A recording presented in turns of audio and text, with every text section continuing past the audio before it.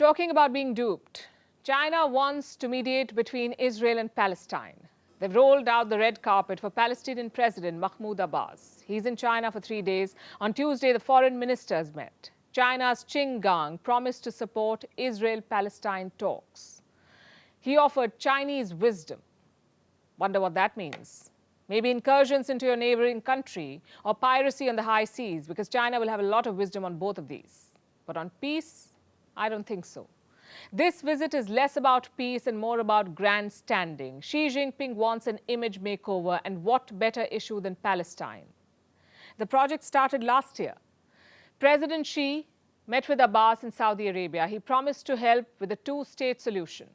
Then in April, China's foreign minister got on the job. He dialed his Israeli and Palestinian counterparts. His message: we are ready to help with negotiations.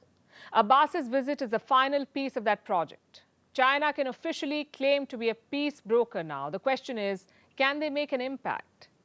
Well, China has historically had good ties with Palestine. They recognized the state in 1988.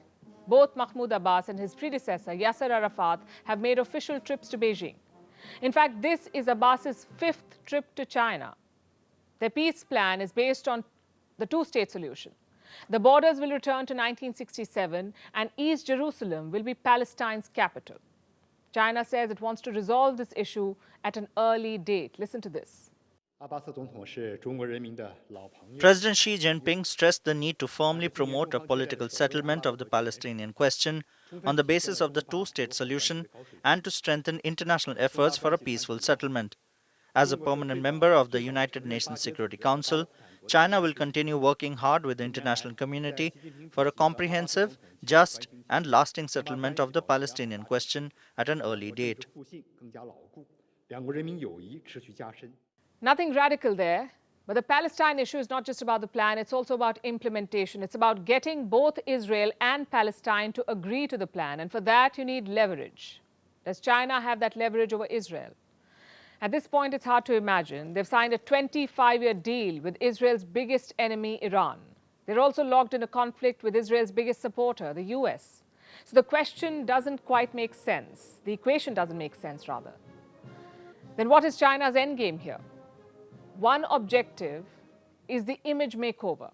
Xi Jinping seems to be fed up with the wolf warrior image. He wants to be a statesman now, a man of peace. He's already brokered a normalization deal between Saudi Arabia and Iran, so naturally Palestine was next.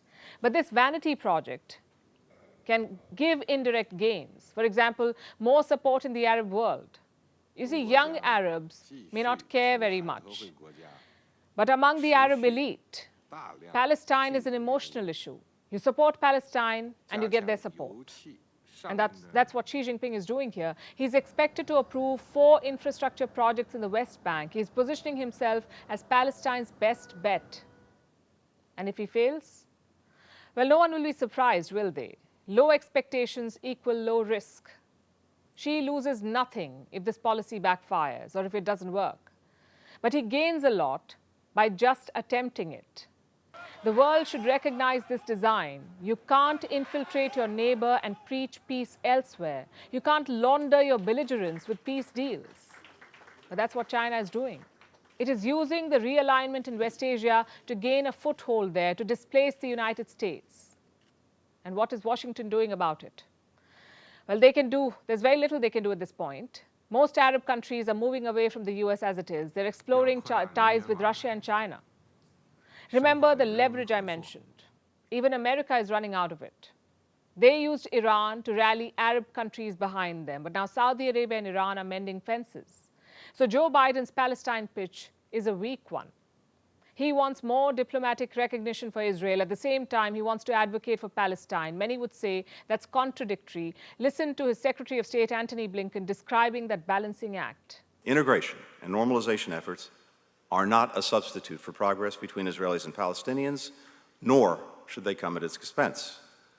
Israel's deepened relationships with its partners can and should advance the well-being of the Palestinian people and the prospects for a two-state solution. That statement is filled with idealism. It's a scarce commodity in geopolitics. It's also a strategy that seldom works.